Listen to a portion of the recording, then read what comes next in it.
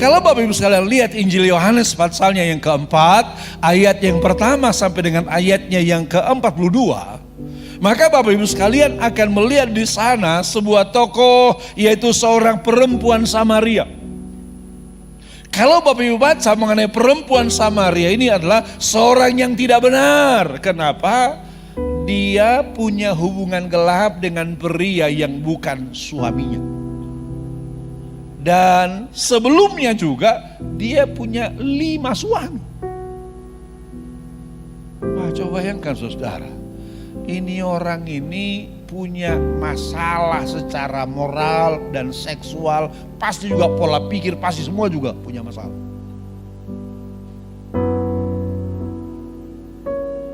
Tapi ketika dia berjumpa dengan Yesus di sumur Yakub itu, Alkitab katakan satu kali Yesus dan murid-muridnya pulang dari sebuah pelayanan. Lalu siang hari Yesus pergi ke sumur Yakub. Ketika dia sedang duduk di sumur Yakub itu, tiba-tiba ada seorang perempuan datang ke sumur itu bawa timba. Lalu Yesus ngomong, tolong berikan aku sedikit air untuk diminum. Perempuannya kaget, dia bilang, loh, masakan kamu orang Yahudi minta air sama kami orang Samaria? Karena sejarahnya orang Samaria dan orang Yahudi itu tidak baik-baikan. Orang Samaria itu di mata orang Yahudi adalah orang yang najis oleh karena hasil perkawinan campur. Terjadilah dialog antara Yesus dan perempuan itu, dan Yesus ngomong dengan tepat bahwa dia punya suami 5, bahwa dia sekarang hidup bukan dengan suaminya, dan seterusnya dan seterusnya. Sehingga kemudian perempuan ini mengalami hadirat Tuhan. Setelah mengalami hadirat Tuhan, apa yang terjadi saudara? Terjadi perubahan yang radikal dalam dirinya. Tiba-tiba dia berubah. Lalu dia pulang ke kampungnya, di tengah-tengah percakapan dengan Yesus itu. Lalu setelah pulang ke kampungnya, dia bercerita kepada orang-orang kampung bahwa di sumur Yakub ada seorang nabi, dan dia tahu persis siapa saya, dan dia juga pasti akan tahu siapa kalian-kalian. Ayo kita pergi ke sumur itu, kita berjumpa dengan nabi itu. Pendek cerita Bapak Ibu sekalian, perempuan yang tidak benar ini setelah berjumpa dengan Tuhan, apa yang terjadi? Menjadi saksi dia.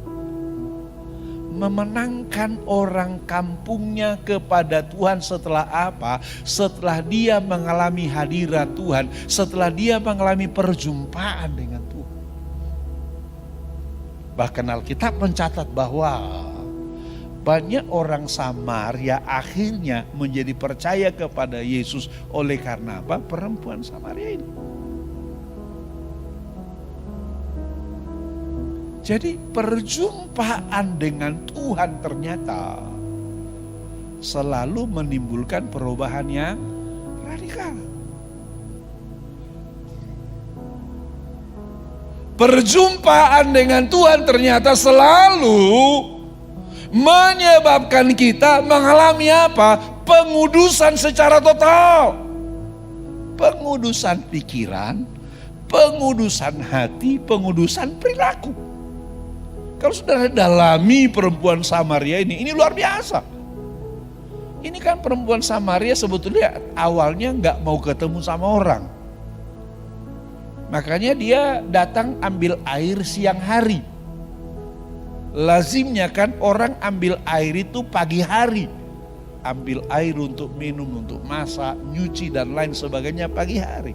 Tapi karena perempuan ini malu ketemu orang, kenapa? Semua orang tahu siapa dia.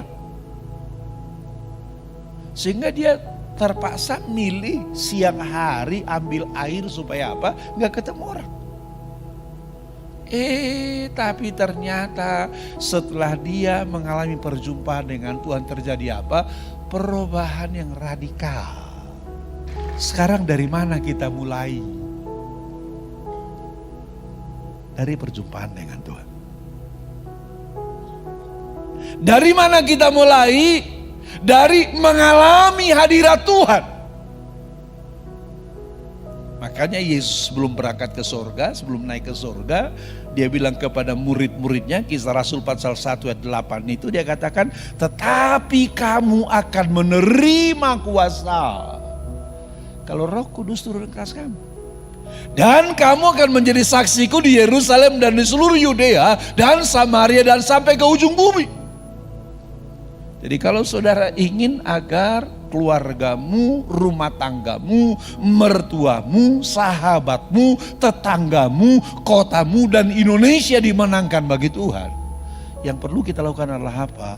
Bangun keintiman dengan Tuhan. Kenapa? Karena ketika kita intim dengan Tuhan, ada kuasa yang luar biasa sehingga kata-katamu juga menjadi kata-kata yang penuh dengan kuasa yang luar biasa. Amin. Tepuk tangan bagi Tuhan Yesus Kristus.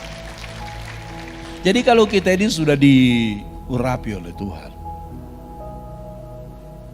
kadang-kadang bukan karena hebat kata-kata kita. Kadang-kadang bukan karena canggihnya kata-kata kita sehingga orang mengalami perubahan, bukan.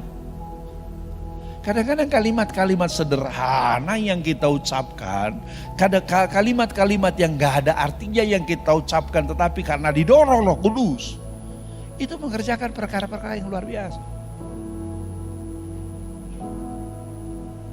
Mengerjakan perkara-perkara yang luar biasa. Makanya izinkan Roh Kudus memakaimu supaya melalui engkau, Kota Bandung dimenangkan bagi Tuhan. Amin, tepuk tangan bagi Tuhan Yesus.